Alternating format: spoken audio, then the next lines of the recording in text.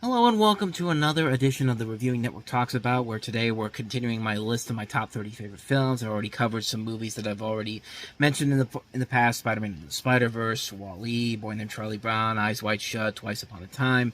You can go check those videos out at the end here. I'll have the playlist there so you can check those out. But in the meantime, let's get to my 25th favorite film of all time.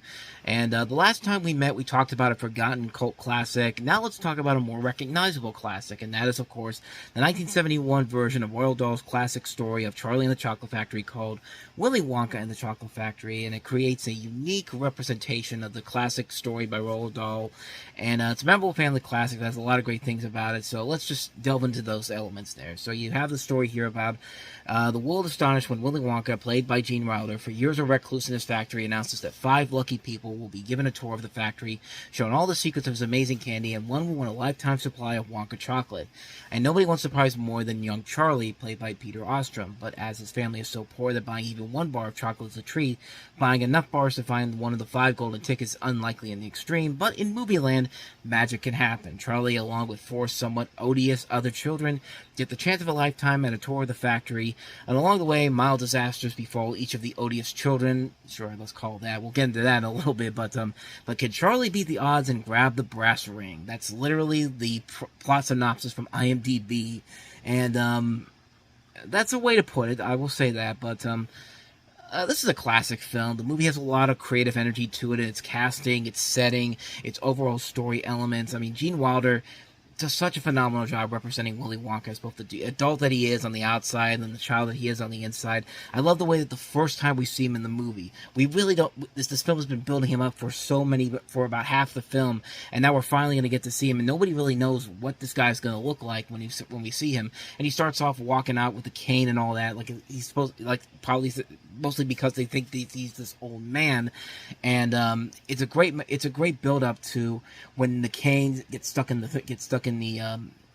tiles, and he doesn't know what to do, and then all of a sudden he rolls over and he just goes like ta-da, like I like the way they introduced him into the movie. That's a really great way to do it. Something that the Tim Burton movie, I think, really failed to do was that they didn't let the mystery behind Willy Wonka build to him. Like, we already saw little bits of elements of him in the film, and you know, I like Charlie and the Chocolate Factory, but nothing compares to the original film. And Gene Wilder, just a great representation of Willy Wonka. It's hard to top him, and I think Timothée Chalamet in the new Wonka film is going to be really hard to top what he's going to do there. If you saw the trailer for it, he's really trying a little too hard to be too much like Gene Wilder, at the same time trying to be a little bit like Johnny Depp. I mean, just be your own guy, man. Like, don't try to rip off a great performance in Gene Wilder's performance in that film. But like I said, Gene Wilder's very great in the film. The 5 main kids are also memorable too. Of course, you have Charlie, who's going to be likable. He's the one in the group that you want to see him succeed because you see how bad his life is, and yet he's still got this positive attitude towards life. And the rest of the kids definitely show signs that they have no remorse in their lives, and it makes it more worth it when the rest of the kids get their comeuppance in the factory, and they get their comeuppance big time, getting stuck in pipes. A girl turns into a blueberry. One of the kids ends up going down a garbage chute and about to go into the incinerator. I mean, one kid gets shrunken down. I mean,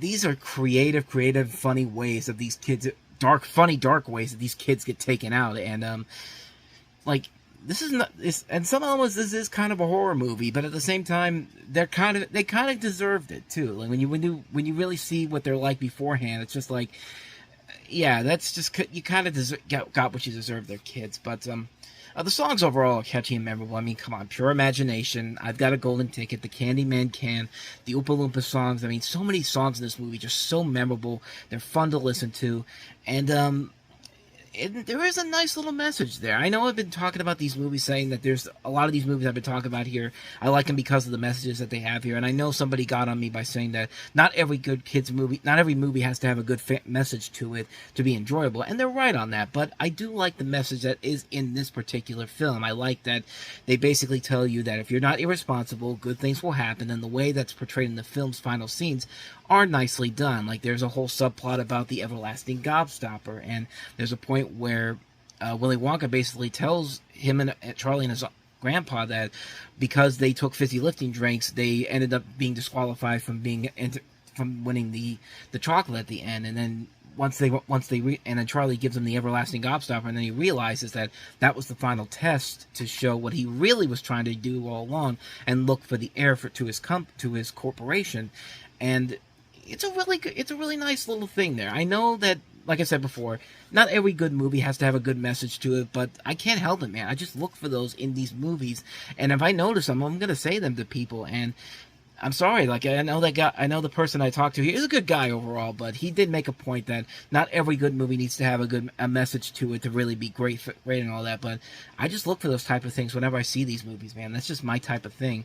I guess maybe the only real downfall of the film, which isn't really a downfall, it just feels like so out there, is the tunnel scene. Like, when I saw this movie a long time ago, I really did not know how to feel about it, honestly. I really thought to myself that they really went there, huh? They really went that route. And I was a kid. I was never scared of that scene as a kid. I know a lot of people were scared of it as a kid, but I was more confused more than scared of it. I didn't even know what was going on back then, but even then, when I look at the scene nowadays, I think, wow, this is unnecessarily dark and overall pointless, but maybe that's kind of the charm of that moment. Like, maybe that's the reason why years later I can look at that and go, like, okay, I mean, this is the 1970s and all. I mean, they were all doing all kinds of different drugs and being trippy and all that. So maybe that was the point there. It's the ultimate definition of a big-lipped alligator moment, if you will, from the nostalgia critic. But it's not even really a downside, honestly. It's still a fun, over-the-top scene. I mean, Gene Wilder going off like that